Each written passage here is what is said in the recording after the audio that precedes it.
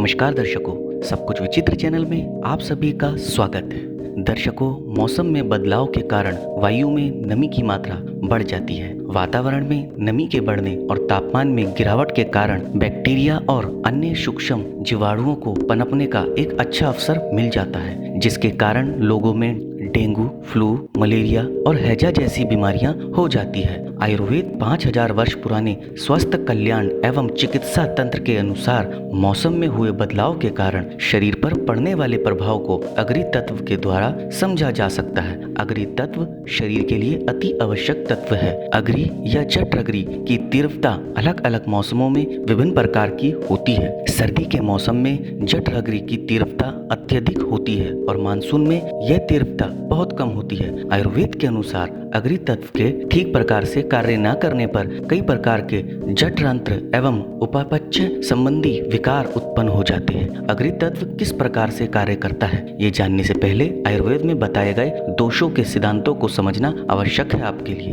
एक व्यक्ति की प्रकृति या उसके शारीरिक एवं मानसिक संगठन शरीर में उपस्थित 3 स्फूर्त जैव ऊर्जाओं का अनुमान होता है। इन्हें दोष के नाम से भी जाना जाता है। यह ऊर्जाएं हैं वात, पित्त और कफ। प्रत्येक दोष में अपने विशेष लक्षण होते हैं। पित्त दोष अग्नि तत्व है और यह पाचन करता है। वात दोष वायु तत्व है और इसके कारण शरीर में सभी प्रकार की गतियां होती है। कफ दोष पृथ्वी तत्व है और त्वचा को नमी और जोड़ों को स्नेहन प्रदान करता है।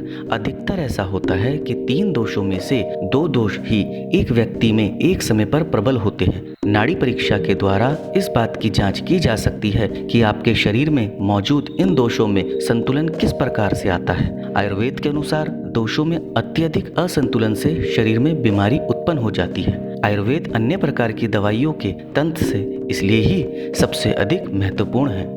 नाड़ी परीक्षा के द्वारा आपके शरीर में उत्पन्न उन बीमारियों या दोषों के असंतुलन के बारे में प्रभावशाली तरीके से जांच की जा सकती है, जिसके प्रति आपका शरीर संवेदनशील है।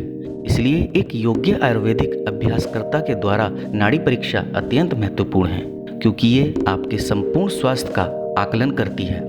आयुर्वेद में हमारे शरीर में पाचन एवं उपापचय के लिए सबसे महत्वपूर्ण तत्व की अग्नि कहा गया है। अग्नि की सहायता से ग्रहण किए गए भोजन को पाचन, अवशोषण एवं आत्मसात होता है। जीवन को बनाए रखने के लिए यह एक जटिल प्रक्रिया है जो अग्नि के द्वारा होती है। आयुर्वेद में अग्नि शब्द का वर्ण ऊर्जा के रूप में किया गया है, जो भोजन के पाचन एवं उपाचय की प्रक्रिया को संभव बनाती है। इसलिए आयुर्वेद में यह माना गया है कि देह अग्नि जीवन, रंग, रूप, स्वास्थ्य, पोषण, कांति, ओजस, जीवन शक्ति, तेज एवं प्राण प्रदान करती है।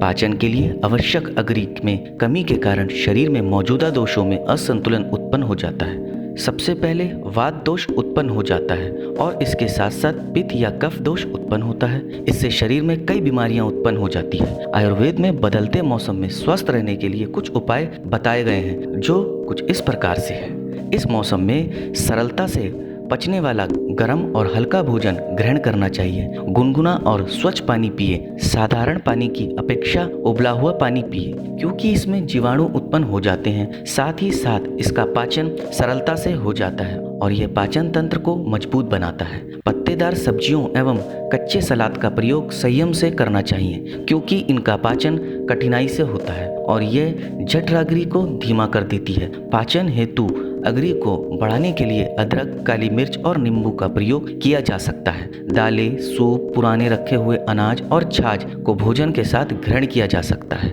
भोजन और पानी के साथ शहद का प्रयोग किया जाना चाहिए, क्योंकि यह अत्यधिक नमी को कम करता है, जो मानसून के कारण शरीर को प्रभावित करता है। इस मौसम में बिना पचे हुए भोजन को पचाने के लिए गिलोय का प्रयोग बहुत लाभदायक है। साथ ही साथ यह मौसमी बुखार से भी बचाता है। पाचन शक्ति को बनाए रखने के लिए दिन में 1 या 2 बार अदरक की चाय लेना लाभदायक है। इसमें थोड़ा शहद मिला लेने से यह और भी अधिक गुणकारी हो जाती है।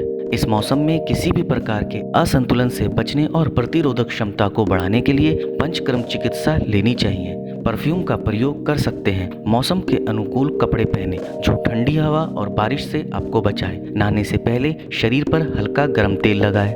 बहुत अधिक परिश्रम करने से वात दोष बढ़ जाएगा। हल्का फुल्का व्यायाम करने से पाचन करने वाली अग्नि में वृद्धि होगी। अपने पैरों की देखभाल ठीक प्रकार से करनी चाहिए। इस मौसम में पैर गीले ही होते हैं। वर्षा ऋतु या मानसून एक ऐसा मौसम है जिसमें बैक्टीरिया और वायरस के कारण बीमारियां उत्पन्न होती है, लेकिन बताई गई आहार संबंधी सावधानियां बरतने और जीवन शैली में समायोजन करने से आप बिना बीमार हुए लंबे समय तक वर्षा ऋतु का आनंद ले सकते हैं। अब आपको बताना होगा आपको हमारी ये जानकारी कैसी लगी। आप हमें कमेंट के माध्यम से बता सकते हैं। आप हमारी इस जानकारी को ज़्यादा से ज़्यादा शेयर कीजिए, लाइक कीजिए और हमारे चैनल को सब्सक्राइब कीजिए ताकि समय समय पर आपको इस प्रकार की महत्वपूर्ण जानकारियाँ प्राप्त हो सके। धन्यवाद दर्शकों।